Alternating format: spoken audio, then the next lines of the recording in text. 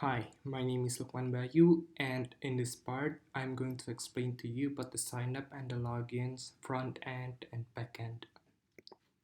So, starting on from the sign ups back end, we have the sign up feature, and the sign up feature is actually a built in model from the Django framework called user and auth. It helps to create a user without the need to create the models in the models.py file.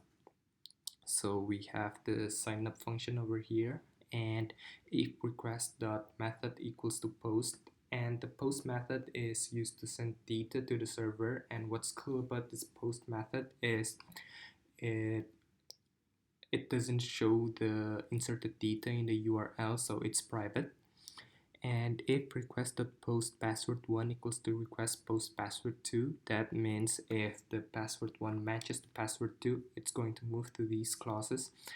User objects.get, that means that the program will look up to the database and search for the username. If the username is already been taken, then it's going to output an error message consist of username has already been taken. And if the user does not exist, it will actually post the username and the password, and it will direct you to the home page. Else, if the passwords did not match to each other, it will output an error message, passwords must match. And else, if the user does nothing but instead just clicking the sign up button, it will direct you back to the signup.html page. Now to the login and the logout. The login works similarly to the sign up. What it does is it requests the post method as well, and if the inserted data matches the one in the database created in the sign up page earlier, it will direct you to the home page. And else, if the username and the password does not match, it will output this error message, username or password is incorrect. And else, if the user does nothing, it will direct you back to the login.html page. Now for the logout, if the user requests to log out, then it will direct you to the landing page as well. Now for the URL, we have the URL patterns over here, the sign up, views.signup, name.signup. So what it does, it's actually if we request the sign up, then it will direct us to the views.py on sign up function. And this actually works for the same as the login and the logout. Now over here we have the UI of the login page and the sign up page. So we decided to create a very simple design for the login and the sign up.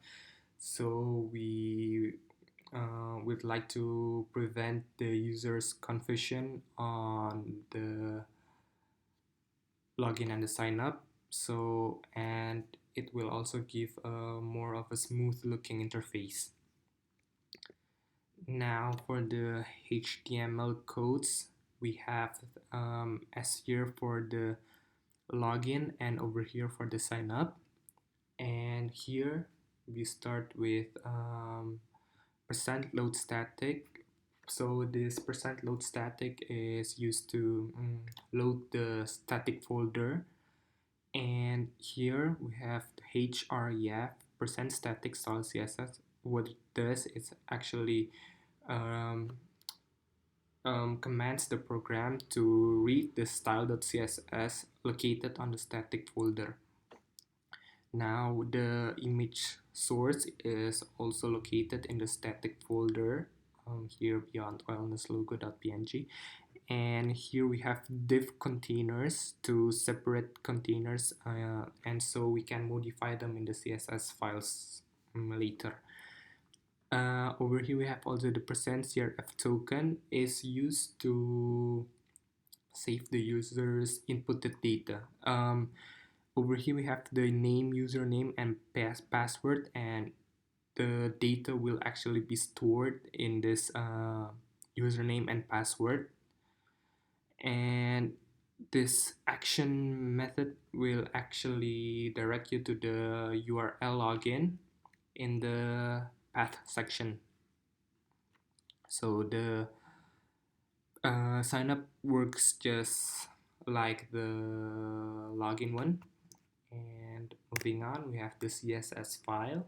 So I'm not actually going through all of these commands, but what but I'm going to explain to you the main commands of this codes. So what this center does is it's going to center the image on the web page, and over here we have width and height we use auto, and width we use percent. So for this we used percent, so if the user opens the web page from different screen sizes, it will not rescale the image, so it will not stretch out or minimize the image. And here we have the login div, so it will actually modify this section over here. And for the rest we have basic modification on the CSS file, and that's it.